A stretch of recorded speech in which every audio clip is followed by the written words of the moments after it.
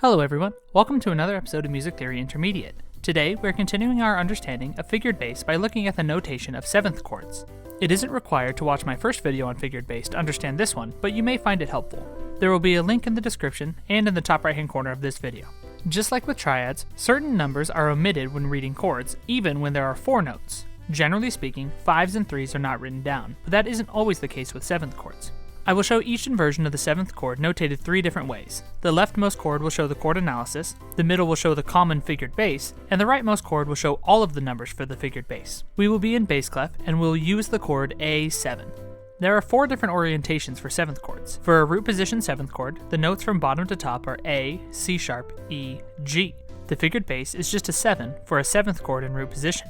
For a first inversion seventh chord, the figured bass is 6-5 underneath. These numbers are in relation to the lowest tone, which means I need a 6th, a 5th, and an implied third above the lowest tone, C sharp, to fully build the A7 chord. In second inversion, the figured bass shows 4-3.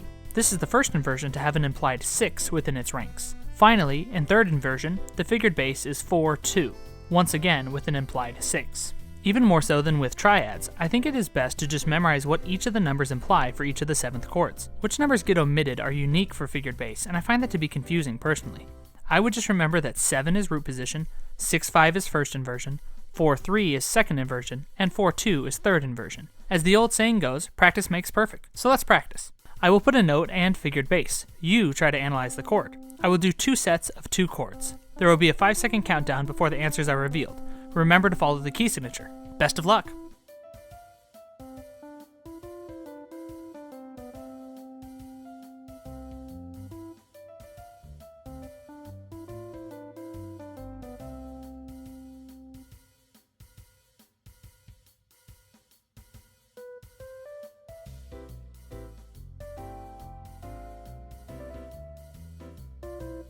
As with all aspects of music, getting better is a marathon, not a sprint.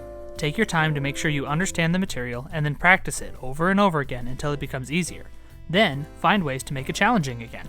This has been another episode of Music Theory Intermediate. Thank you for watching. If you have any questions or ideas for future videos, please leave them in the comments below. If you have a question, it's likely somebody else does too. A like, share, and subscribe are always appreciated. I look forward to working with you to build your skills from the ground up.